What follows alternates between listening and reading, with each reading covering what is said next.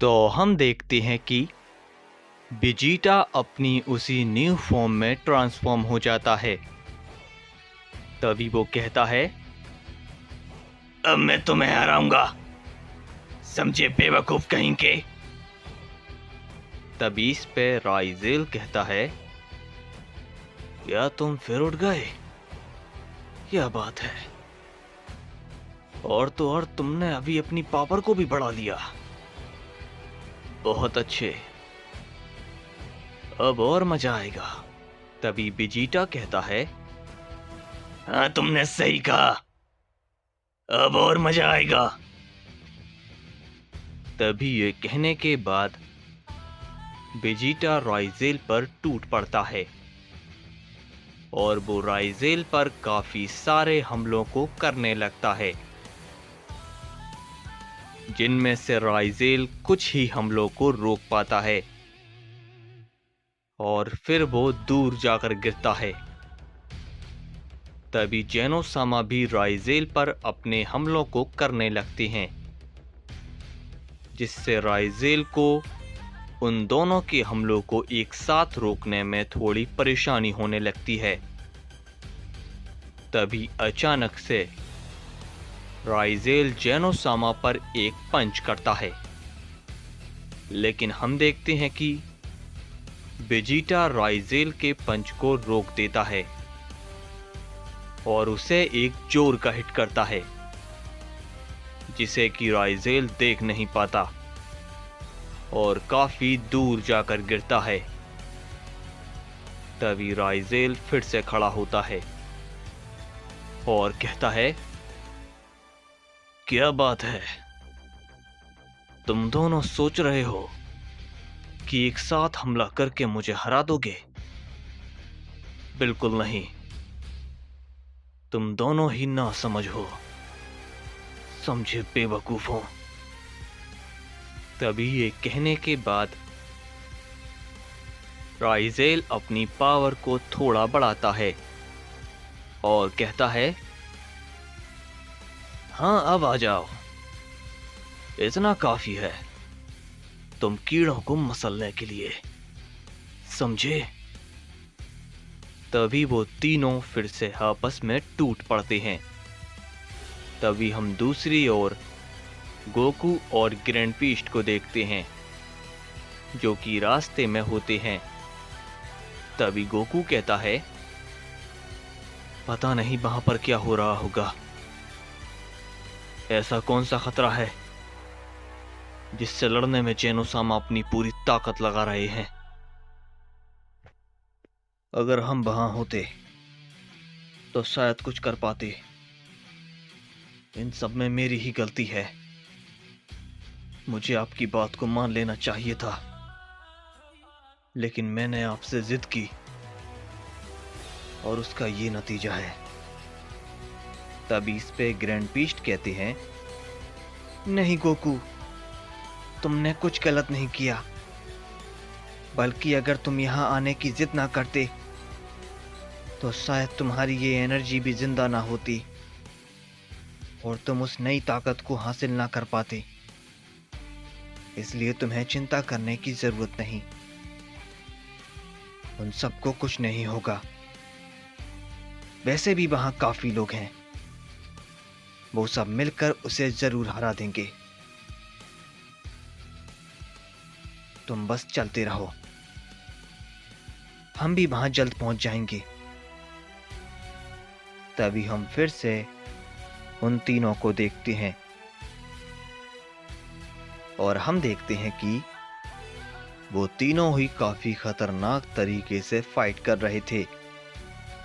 तभी राइजेल कहता है, क्या बात है, तुम दोनों मिलकर मेरे हमलों को रोक पा रहे हो।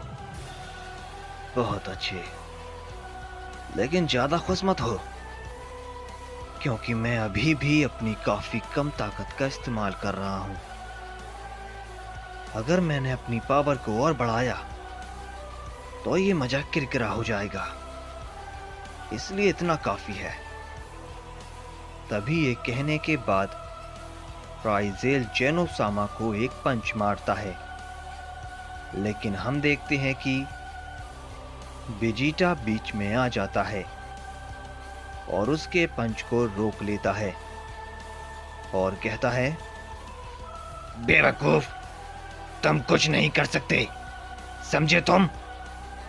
तुम सिर्फ बातें ही कर सकते हो और मुझे ज्यादा बातें करना पसंद नहीं। तभी वेजिटा उसे एक जोर का पंच मारता है जिससे राइजेल थोड़ा पीछे हट जाता है। तभी राइजेल कहता है, चलो ऐसा करो, मैं तुम दोनों को थोड़ा वक्त देता हूं। तुम जितने हमले कर सकते हो करो, पूरी जान लगाकर। मैं वादा करता हूं मैं तुम पर एक भी हमला नहीं करूंगा और ना ही तुम्हारे एक भी हमले को रोकूंगा। और जब तुम्हारा वक्त खत्म है तो मैं तुम लोगों को नहीं छोड़ने वाला। तभी हम देखते हैं कि ये सुनने के बाद जेनोसामा और वेजिटा राइजेल पर टूट पड़ते हैं और उस पर लगातार काफी पावरफुल हमलों की बारिश कर देते हैं, जिससे वहां काफी बड़े बड़े धमाके होने लगते हैं। तभी गोहान कहता है, कितना बेवकूफ है ये शख्स जो खुद उन दोनों को मौका दे रहा है। मैं जानता हूं भले ही जेनोसामा उस पर रहम करें, लेकिन वेजिटा वो किसी की नहीं सुनने वाला। वो एकदम पागल हो चुका है। तभी इस पे डोमा कहता है, गोहान, तुम फिर से भूल रहे हो। वो यूं ही कोई भी बात नहीं कहता। वो उन लोगों को मौका नहीं दे रहा। वो जानता है कि ये दोनों मिलकर भी उसे नहीं हरा सकते। वो बस उनकी ताकत को परख रहा है।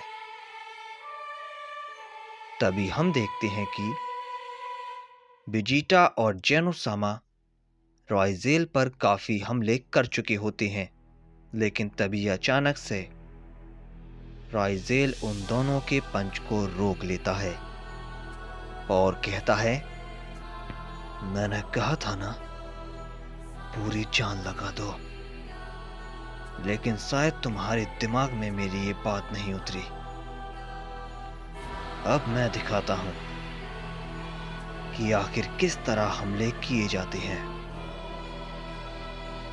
तभी राइजेल उन दोनों पर एक अजीब तरह का हमला करता है, जिससे वो दोनों ही काफी दूर जाकर गिरते हैं। और तभी वेजिटा अपनी नॉर्मल फॉर्म में आ जाता है और जेनोसामा भी अपनी काफी कम ताकत में आ जाते हैं। तभी इस पे वेजिटा कहता है, ये क्या हुआ? हमारे इतने हमलों के बाद भी उसे खरोंच नहीं आई। ऐसा कैसे हो सकता है? मैंने उस पर काफी ताकत से हमले किए थे, तो फिर कैसे?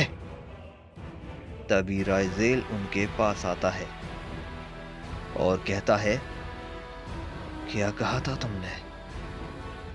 मैं सिर्फ बातें ही कर सकता हूं। बेवकूफ, अब तुम दोनों का वक्त खत्म हो चुका है। अब मरने के लिए तैयार हो जाओ। तभी राइजेल उन दोनों पर अपना हमला करने लगता है, लेकिन तभी उसे कुछ महसूस होता है और वो रुक जाता है और कहता है, ये तो वही है, ओमनी किंग। ये उसी की एनर्जी है। वो जरूर यहीं पर आ रहा है, लेकिन उसके आने से पहले मैं उसके पास जाऊंगा। तभी राइजेल काफी तेजी के साथ उन सभी को वहीं पर छोड़कर निकल जाता है, जिसे देखकर वहां सभी लोग हैरान हो जाते हैं। तभी गोरोशी कहता है, ये क्या हुआ?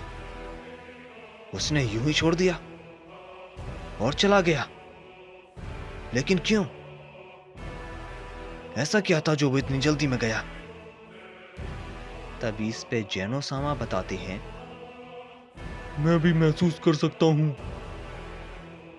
गोकू और ग्रैंड पीस्ट यहाँ पर आ रहे हैं। वो जरूर उसी के पास गया है। हमें भी चलना चाहिए। उन लोगों को हमारी मदद की जरूरत पड़ सकती है। तभी वो सभी लोग वहां से राइजेल के पीछे निकल जाते हैं।